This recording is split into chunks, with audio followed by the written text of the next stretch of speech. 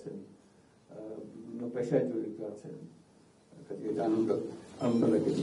এটা সহজ না জাপানে আসা, কাজে আপনারা পথটা খুলে দিয়েছেন, ব্যবসা বাণিজ্য বাড়ছে এবং জাপানের সঙ্গে আমাদের সম্পর্কটাও বাড়ছে। অনেক রকম উন্নয়ন প্রকল্প সেখানে নেওয়া হয়েছে, সেগুলোর পেছনে আমরা কাজ করছি। আজকে সারাদিন এবং এই কয়েকদিন যে কয়েকদিন কাটালাম, তারা কি কি করতে পারে সেগুলো নিয়ে আমরা আলাপ আলোচনা করছি এবং তারা খুব আগ্রহ সহকারে সেগুলো করতে যাচ্ছে। কাজে আপনাদেরও তাতে ভূমিকা আছে, কারণ তাদের মনে একটা ভালো ধারণা সৃষ্টি হয়েছে বলেই বাংলাদেশের সঙ্গে কথা বলতে আগ্রহ প্রকাশ করে এবং তারা আমাদেরকে সাহায্য করার জন্য, অর্থনৈতিকভাবে সাহায্য করার জন্য এগিয়ে এসেছে। আমাদের গোড়া থেকে বহুদিন থেকে ছাত্র আসতো এখানে, তাদের বৃত্তি নিয়ে স্কলারশিপ নিয়ে আসতো। তাদের অনেকে এখানে পেশাজীবী হয়ে থেকে গেছে, তাদের সঙ্গে আমাদের পরিচয় আছে। আপনারাও আসা যাওয়া করেন, তারা আসা যাওয়া করেন, সেটা ভালো সম্পর্ক। এবার নতুন যেটা হলো যে বললেন যে লোক নেওয়ার ব্যাপারে, এটা নতুন একটা দিগন্ত খুললে ইতিমধ্যে কিছু হয়েছে, ভবিষ্যতে আরো হবে। আজকে 2টো চুক্তি শুরু হয়েছে, 2টো চুক্তির অধীনে 1 লক্ষ লোক তারা নেবে। তবে রাষ্ট্রদূত মহোদয় যেটা বললেন, এই 1 লক্ষ তো আর শেষ হবে না, এদের প্রয়োজন অনেক বেশি, অনেক বেশি। আমরাও চেষ্টা করবো যাতে দিতে পারি, তবে আমাদের চেষ্টার ফল তো ভালো হবে না, আমরা দূরের থেকে চেষ্টা করি। আপনারা একবারে খাস জায়গাতে বসে আছেন, কাজে সেখান থেকে চেষ্টা করা যাতে করে লোক আসে, প্রচুর সংখ্যক লোক আসে এবং আসার পথে দুর্ভোগ না হয়। আমাদের কলঙ্কময় অধ্যায় হলো যে লোক ভাটাতে হলে এই যে একটা কেলেঙ্কারি শুরু হয় ভাগ বাটোয়ারা নিয়ে, প্রতিটি দেশের সঙ্গে আমাদের প্রতিটি দেশে লোক পাঠা দিয়ে এই সমস্যার সম্মুখীন হচ্ছি আমরা, সেগুলো মোকাবেলা করা। জাপানি যেন সেটা না হয়, জানি যে তারা খুব পরিচ্ছন্নভাবে কাজটা করতে চাচ্ছে, আমরাও চাই আমাদের লোকজন পরিচ্ছন্নভাবে এখানে আসতে পারে, কারণ মাঝখানে কোনো ফেউ, মাঝখানে কোনো বকরা ইত্যাদি শিকার না হয়, বিড়ম্বনার শিকার না হয়। সেটা কিছু হলে আমাদেরকে জানাবে, আমরা যথাসাধ্য চেষ্টা করবো করার ফলে আমাদের চেষ্টা হচ্ছে, আপনাদের চেষ্টাটাই বড় কথা, সেটাই আমাদের জানা। আজকে আমাদের আপনাদের কাছ থেকেই শোনার জন্য এসেছি, যে আসলাম, কয়েকদিন থাকলাম এখানে, কোন আলাপ আলোচনা হলো না, দেখা সাক্ষাৎ হলো না, এটা কেমন কথা? সেই জন্যই দুটো কথা শোনার জন্য, আপনাদের কি করা যায় সেটা বলার জন্য। আর কেউ বলবেন না, কিন্তু আমি আমাদের শুনি খুব সংক্ষেপ,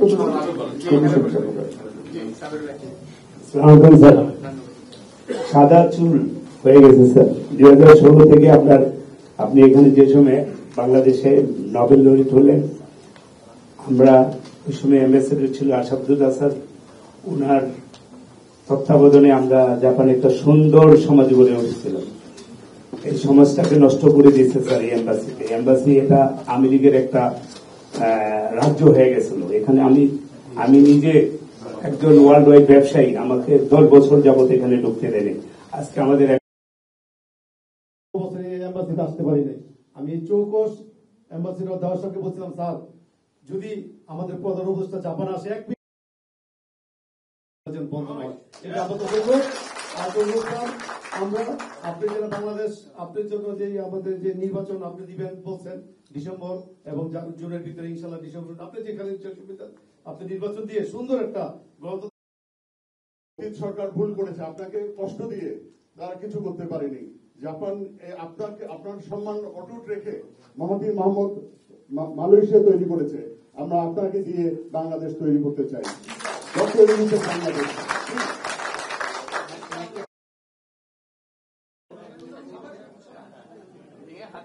তারপরে আবার এদিকে চলে আমি নাগামত ভারত, আমি Bangladesh student support association and জাপানের সভাপতি। আমি স্টুডেন্ট কাউন্সিলের সাথে জড়িত। গতকাল মাননীয় প্রধান উপদেষ্টা মহোদয়ের হিউম্যান রিসোর্স সেমিনারে আমরা জানতে পেরেছি যে 1 লক্ষ স্টুডেন্ট, 1 লক্ষ জনশক্তি জাপান রপ্তানি করবে। তো আমরা একসাথে আমরা বাংলাদেশের সকল মহোদয়ের কাছে আরেকটা প্রতিজ্ঞাবদ্ধ হচ্ছি যে আমরা আগামী 5 বছরে আরো 50,000 শুধু স্টুডেন্টই জাপানে নিয়ে আসবো, এবং এই ব্যাপার নিয়ে আমাদের স্টুডেন্ট কনসালটেন্সি নিয়ে কাজ করতে যে আমরা বিভিন্ন সমস্যার সম্মুখীন হচ্ছি। তার কয়েকটা সমস্যা আমি একটু তুলে ধরবো। একটা হলো অনেক করতে পেরেছি। বিএসএফ একটা সংস্থা বাংলাদেশে স্টুডেন্ট এখন যে এম্বাসি থার্ড পার্টি দিয়েছে, এখানে অনেক বাংলাদেশের স্টুডেন্ট দিন দিন বৃদ্ধি পাওয়ার কারণে জাপান সরকার থার্ড পার্টিকে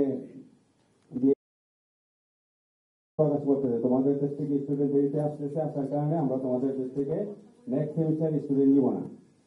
তো যত জাপানিজ স্কুল আছে স্কুলগুলো নিয়ে আমরা একটা স্টুডেন্ট ফেয়ার করতে চাই।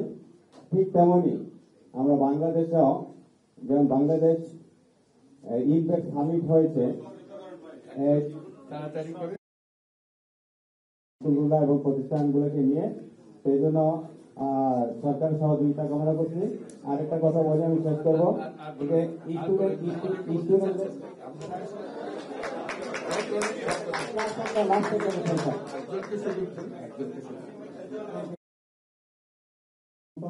ইসলামিক কালচার এবং আমাদের বাংলাদেশি কালচার শিক্ষাদান করি।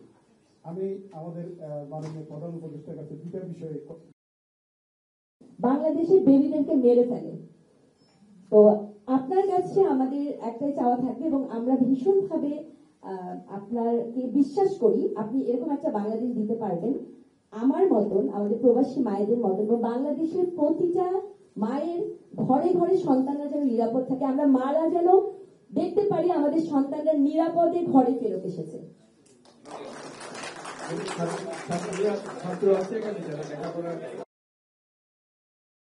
খাদ্য আমদানি করছে এবং সেটা জাপান প্রবাসী থেকে শুরু করে এশিয়ান অন্যান্য মানুষের সাথে বিক্রি করছে।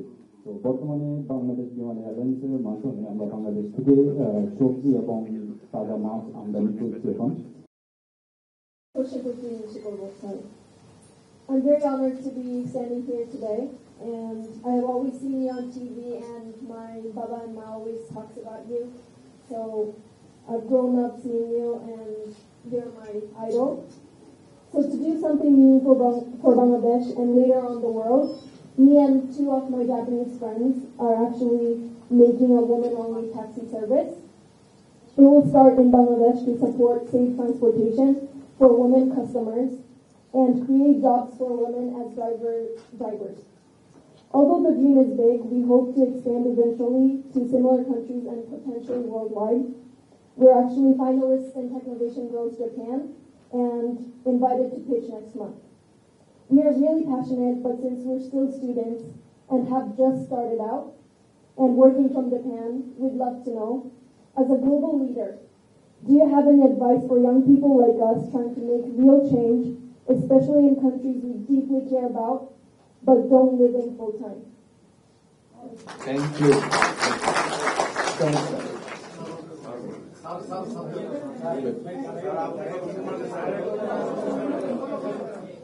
হ্যালো স্যার, আমি মার্কশিট, আমি টোকিও ইন্টারন্যাশনাল ইউনিভার্সিটিতে আমার ইকোনমিক্সে পড়ার পিছে আপনি অনেক বড় ইন্সপিরেশন। আমার একটা খুবই ফান্ডামেন্টাল কোয়েশ্চেন আছে। সবাই স্টুডেন্টকে জাপানে আনতে চায়, বাট আমি বাংলাদেশে আবার ব্যাক করতে চাই, কিন্তু একটা রাষ্ট্র হিসেবে আমার কাছে মনে হয় আমরা যারা এখানে স্টুডেন্ট বসে আছি সবার একটা কনসার্ন হচ্ছে দেশ হিসেবে আমরা কখনো সোশ্যাল সিকিউরিটি, অর্থনৈতিক সিকিউরিটি, আমাদের লাইফের সিকিউরিটি, আমাদের পলিটিক্যাল সিকিউরিটি আমরা কোনো সিকিউরিটি পাই না। এই জন্য একটা বড় কারণ, অনেকগুলো কারণের মধ্যে একটা কারণ আমরা বাইরে চলে এসেছি, বিভিন্ন দেশে আমরা চলে গিয়েছি। তো রাষ্ট্র হিসেবে আমরা কবে বাংলাদেশের থেকে সেই সিকিউরিটিটা পাবো? এবং বিদেশের মাটিতে ব্যবসা করাটা অনেক বেশি জটিল জাপানের আইন অনুযায়ী। তো আমরা গ্রাজুয়েশনের পরে যদি কোনো উদ্যোগ নিতে চাই তাহলে আমার আপনাকে আমরা আজকে আমার একটা প্রশ্ন হলো, প্রশ্নটি আপনাকে এখন জানতে চাই যে আপনার যে 3-0, নো পভার্টি, নো আনএমপ্লয়মেন্ট এবং নো কার্বন, এই 3-0 যে আপনাদের কনসেপ্ট, এই কনসেপ্টটা আমরা জাপান প্রবাসী বাংলাদেশি যারা আছি আমরা কিভাবে এটাকে জাপান বাংলাদেশ ব্রিজ কানেকশন হিসেবে প্রকল্প ছিল, এটা চায়না এবং জাপান অন্যান্য দেশে পেয়েছে। আমি শুধু এখানে একটা কথা আপনাকে বলবো, এটা আমার নিজের অভিজ্ঞতা থেকে, জাপান যত মেগা প্রকল্প করেছে তারা শুধু ম্যাক্সিমাম হেড অফ পার্সন যারা ইঞ্জিনিয়ার থেকে উপরে লেভেলের 10 জন লোক, এর থেকে বেশি এরা নেয় না। লোকাল বাংলাদেশের সব স্টাফ তারা ব্যবহার করে। চাইনিজরা দেখেন ওরা আপনার কনস্ট্রাকশন ইকুইপমেন্ট থেকে নাট বোল্ট থেকে সবকিছু চায়না থেকে নিয়ে আসে। আমাদের দেশে কোনো কর্মসংস্থান হয় না চায়না প্রজেক্টে। এটা আমি নিজের অভিজ্ঞতা থেকে, আমি নিজের ইকুইপমেন্ট নিজে বাংলাদেশে রেন্ট দিই। আমি একজন সিআইপি 2 বার এই সরকার আপনি আমাকে সিআইপি করছেন, তার জন্য অনেক ধন্যবাদ। আমি বিশেষ করে দেখেন যমুনা এবং ইসের বিদ্যুৎ তিনটা যে ব্রিজ হয়েছে, এখানে কিন্তু জাপান প্রজেক্ট থেকে 700 কোটি টাকা তারা বাংলাদেশ সরকারকে ফেরত দিয়েছে। চায়না কোনো কোম্পানিতে আজ পর্যন্ত প্রথম হলো যে আপনাদের সঙ্গে দেখা করাটাই আমার মূল লক্ষ্য ছিল, যে আলাপ করা, দেখা, আপনাদের খবর নেওয়া, এবং আপনাদের খবর নেওয়ার জন্য আমাদের রাষ্ট্রদূত মহোদয় আছেন, সরকারের কাছে যত আবেদন নিবেদন আছে ওনার মারফতেই যাবে, যথাযথ মন্ত্রণালয়ে যাবে। তো আজকে যেহেতু সরাসরি আপনাদের সঙ্গে দেখা হচ্ছে, জেনে নেওয়া সমস্যাগুলো, আজকে আবার কিছু জেনে গেলাম, সেগুলো আমাকে সংগ্রহ করে সবাইকে আমাকে দিলে আমি মন্ত্রণালয়ের কাছে শুনবো যে কি ব্যাপার, ওনারা যেগুলো বলছেন সেগুলো কি হলো। সবকিছু বিমান হোক, রেল হোক, যত কিছু আছে, যার যার মন্ত্রণালয়ে না পৌঁছলে তো জব পাবো না। আমি মুখে বললে তো কথার কথা হবে, এটা তো কোনো ব্যক্তি নেই। তাকে ব্যক্তি করার জন্য এগুলো ওনাদের কাছে পৌঁছে দেবো, ওনার সচিব রাষ্ট্রদূত মহোদয়ের কাছে জানিয়ে দেবেন। উনি হলেন আপনার সরকারের সঙ্গে যোগসূত্র, ইনি হলেন সরকার জাপানি, কাছে বাংলাদেশ সরকার যত কিছু আছে উনি হলেন তার প্রতিনিধি, যার কাছে সমস্ত সমাধান। আমাদের যেটা আলাপ হলো সেটা যেহেতু এসছি আপনাদের সঙ্গে দেখা করা এবং বলা যে আপনারা এখানে আছেন বলে জাপান সরকার আমাদের প্রতি এত সদয় এবং সহানুভূতি আমাদের কাছে দেখায়, যেহেতু আপনাদের সঙ্গে তাদের পরিচয় আছে, দেখা সাক্ষাৎ আছে। ভবিষ্যতে আরো কত কি করা যায়, যে আমাদের উপরে যেগুলো বলছেন সে আমাদের অংশটা আমরা অবশ্যই করবো, কিন্তু আপনাদের অংশটা একটু জোরদার করতে হবে। কারণ এখানে আপনারা আসছেন, ব্যবসা কিভাবে বাড়াতে হবে সেটা উদ্যোগ আপনাকে দিও, ওখান থেকে বসে গিয়ে আমরা ব্যবসার কথা বলতে পারবো না। ওই যে ছাত্র বললো যে ওইখানে পরিস্থিতি ঠিক করে দিলে আমরা আসবো, তা আমরা তো ওটা পারবো না। সারা দেশ একজনকে নিয়ে যাওয়ার জন্য সারা দেশ পাল্টে ফেলতে পারবো না। দেশ যেভাবে আছে ওইভাবে যেতে হবে, ওইখানে গিয়ে দেশ মেরামত করতে হবে। এখান থেকে দেশ মেরামত হবে না। কাজে ওইখান থেকে বললাম যে আপনারা ঠিক করে দেন, আমরা আসছি, ওটা ঠিক হবে না। বরং আমি দেশের নাগরিক হিসেবে আমার দায়িত্ব আছে। আমি এখান থেকে যেটা দেখছি, আমি দেখছি যে এটা ঠিক হচ্ছে না। কাজে নাগরিক হিসেবে আমি দায়িত্ব নিলাম যে আমি যাবো, আমার অংশ আমি পালন করবো, আমি চেষ্টা করবো আরো 10 জনকে আমার সঙ্গে করার জন্য, যাতে করে এটা সংশোধন হবে না কেন। এই সংশোধন করার ব্যাপারে এটা সারা দেশ লাগে না, একজন উঠে দাঁড়ালেই হয়, একজনের জন্যই দরকার। এটা আমি মনে করার কিছু নাই যে হ্যাঁ আমাকে একা গিয়ে কি করবো, এই একার থেকে শুরু, একজন থেকে শুরু হয় সবকিছু। এই যে এত বড় বড় আন্দোলন হলো, এ পেছনে হয়তো একজন দুজনই ছিল শুরুতে, তারপর আস্তে আস্তে বাড়তে আজকে পুরো দেশে বাড়তে পেরেছে। এই যে ছাত্ররা প্রাণ দিল, তাদের মনে যে স্বপ্ন, সেটা কিভাবে আমরা বাস্তবায়ন করি, সেই বাস্তবায়নের অংশীদার হতে হবে আমাদেরকে। আমরা দূরে থেকে শুধু জানলাম, বুঝলাম, আমাদের ভূমিকা আমরা এখানে আছি বলে ওইটার অংশ নই, এটা মনে করা ঠিক হবে না। আমরা বাংলাদেশে আপনাদেরও বন্ধু বান্ধব আত্মীয় স্বজন সবাই আছে ওখানে, আপনারাও মাঝে মাঝে যাচ্ছেন, আপনাদের ব্যবসা বাণিজ্য আছে, কাজে সবটা মিলিয়ে একসঙ্গে আমাদেরকে কাজ করতে হবে। তো আপনাদের সুবিধা হলো জাপান সরকারের উপরে আপনাদের প্রভাব বিস্তার করা, কোথায় কি হচ্ছে, এই যে নতুন লোক দিচ্ছে, ভাষা শেখা ইত্যাদি ইত্যাদি, কিভাবে সহজে করা যায়, সঠিক পন্থা কোনটা। কারণ আমাদের যতটাই সুবিধা আসে এর মধ্যে ফেউ বেরিয়ে যায়, উল্টো পথে নিয়ে যাওয়ার জন্য ফিরে যায়। এইটা আমাদের নষ্ট করে রাখে, নষ্ট করে তারপর জাপানিরা যদি দেখে যে এরা সবসময় গোলমাল করে, কাজে ওদেরকে আসতে দেওয়া হবে না। এরকম হয়েছে অন্য দেশের সঙ্গে, আমি ব্যক্তিগতভাবে জানি, তারা সমস্ত লোক নেওয়া বন্ধ করে দিয়েছে, বহুদিন ধরে তারা নিচ্ছে না। যখন তাদের সঙ্গে বৈঠকে বসলাম, তারা বললো যে তোমাদের সবকিছু বোমা, এই যে কাগজ দাও সেটা বোমা, নাম দাও সেটা বোমা, পাসপোর্ট দাও সেটা বোমা, এই বোমা লোকের সঙ্গে আমরা কিভাবে কাজ করবো, এত বিরক্ত হয়েছি। শেষ পর্যন্ত তোমাদের দেশ থেকে লোক নেওয়াই বন্ধ করে দিয়েছে। আমাদের বহু কষ্ট গেছে। এই লুৎফের দিকে এখানে আছেন, ওনাকে একদম লাগিয়ে রেখেছিলাম যে এইদের একটু কি সমস্যা, কিভাবে দরজা খুলতে পারে। উনি বাড়ি বাড়ি গিয়ে তাদের সবার সঙ্গে আলাপ করে, তাদের ভুলওয়ালা যারা আছে তাদের সঙ্গে আলাপ করে, যে আমরা অতীতে ভুল হয়েছে, আমাদের দায়িত্ব হলো ভুল সংশোধন করে দেওয়া, সামনে যাতে এটা না হয়। বহু কষ্ট করে এখন সেই দরজা আস্তে আস্তে একটু খুলছে। এই হলো আমাদের মুশকিল, যেটাতে হাত দিই বেচাল, যেটাতে হাত দিই ভুয়া। কাজে এখন যে লোকানার রাস্তা শুরু হলো, আমার কিন্তু বড় সন্দেহ হচ্ছে এটার মধ্যে ভূগোল ঢুকে পড়বে। ভূগোল ঢুকে এই জাপানি সরকারের মধ্যে এমন মেজাজ খারাপ করবে, তারপর বাধ্য এদের বাধ্য দুনিয়া থেকে দেশ নেয় নাকি।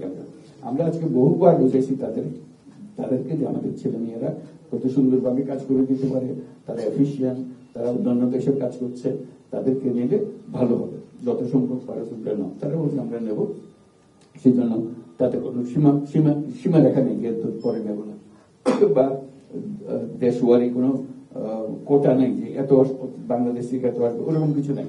এটা হলে আমরা কত সুন্দরভাবে করতে পারি, তাদের যেন মনের মধ্যে কোনো কষ্ট না হয়, যারা আসবে তাদের উপরে নজর রাখা, তারা এসে আবার বাজার করতে পারে, আসলো এক কাজে দিয়ে আরেক কাজে করতে পারবে, ক্রিমিনাল অ্যাক্টিভিটিতে জড়িত হয়ে বলবে, তখন জাপানিরা কি আর বাংলাদেশের দিকে নজর দেবে না?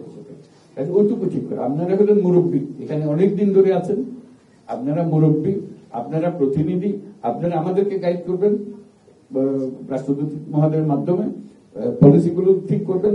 এই যে এইটা পাওয়া যায় না, ওটা এনআইডি পাওয়া যায় না, এটা কথা হলো আজকের জমানায় এনআইডি পাওয়া একটা সমস্যার কথা। আমরা প্রথম থেকে শুরু করছি যে এখন থেকে সবকিছু অনলাইন হবে।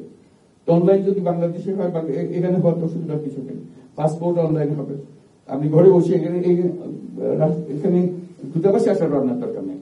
আমরা তো সব পরিপক্ষ মানুষ, আমি সব উস্তাদ সবকিছুতে। এই জাপানে টেকনোলজি না জানা পর্যন্ত, অনলাইন জিনিস না জানা পর্যন্ত কিছু করার তো উপায় না। কাজে এখন আপনি ঘরে বসে আপনার পাসপোর্ট নেবেন, এটা ই পাসপোর্ট, আপনার এনআইডি কার্ড নেবেন, সবকিছু ঘরে বসে করবেন। এটা আমরা বাংলাদেশে শুরু করেছি, হয়তো টেলিভিশনে দেখেছেন হয়তো, যে আমরা নাগরিক সেবা কেন্দ্র বলে কতগুলো দোকান খুলে দিয়েছি, সুন্দর তার চেহারা আছে। ওখানে ছেলে মেয়েরা তারা প্রশিক্ষণ প্রাপ্ত, তারা ব্যবসা করে। অর্থাৎ আপনি আমার কাছে পাসপোর্ট চান, আমি আপনাকে পাসপোর্ট দেবো, এরকম দোকান সব জায়গায় খুলে দেবো। আপনাদের এখানে দরকার আপনারা একটা খুলে নেবেন, এটা ব্যবসায়িক, এটা কোনো ওনার সঙ্গে আর কোনো সম্পর্ক নেই, এটা ব্যবসা। আপনি পাসপোর্ট দেবেন, আপনি ভিসা দেবেন, দূতাবাস পাসপোর্টের জন্য, ভিসার জন্য, রিনিউয়ালের জন্য, ট্যাক্স দেওয়ার জন্য, কোন কাজের জন্য। আমরা বাংলাদেশে আগে শুরু করি, এখন তাৎক্ষণিকভাবে এখানে হবে, যতটুকু কিছু হয়। এবং আপনাদের এই ব্যবসায়ী যে নামতে চান, আমরা এই পাসপোর্ট দেবো, এই ব্যবসার জন্য তো যখন খোঁজ নেন ওরা কি করে, আমরা তো ব্যবসায়ীদের হাতে দিয়েছি। কাজে আপনি খোঁজ নেন, সেই ব্যবসা আপনি এখানেই করেন, যদি ওখানে করা যায় এখানেও করা যায়, কারণ এটা তো এক জিনিস, অনলাইন এক জিনিস। কাজে এই জিনিসের এই দৌরাত্ম, এই পাসপোর্টের পেছনে দৌড়াদৌড়ি করা, ভিসার পেছনে দৌড়াদৌড়ি করা, যে রেমিটেন্সের কথা বললেন, এটা কথা হলো আমি টাকা পাঠাতে চাই, পাঠাতে পারবো না, আমাকে জিজ্ঞাসা করবে, আমাকে হয়রানি করবে। এর চেয়ে শর্মের কথা, লজ্জার কথা একটা দেশের জন্য, একটা জাতির জন্য আর কি হতে পারে বলে? যেখানে আমরা রেমিটেন্স চাচ্ছি, আপনারা আমাদের যারা রেমিটেন্স পাঠাচ্ছেন, আমরা সবাই রেমিটেন্স পাই, আপনারা একটু দেশ বাঁচিয়ে রেখেছেন, কেন দেশ চলে গেছিল। এই যে আজকে আমরা টাকা পয়সা পরিশোধ করছি, আজকে মিটিং করলাম যারা বাংলাদেশের সঙ্গে কাজ করে, এখানকার কোম্পানি খোঁচা দিয়ে কথা বললো যে আমাদের টাকা দিচ্ছেন না আপনারা, আমরা টাকা পরিশোধ করতেছেন না, আমরা পারতেছি না, পরিশোধ করতে পারতেছি না।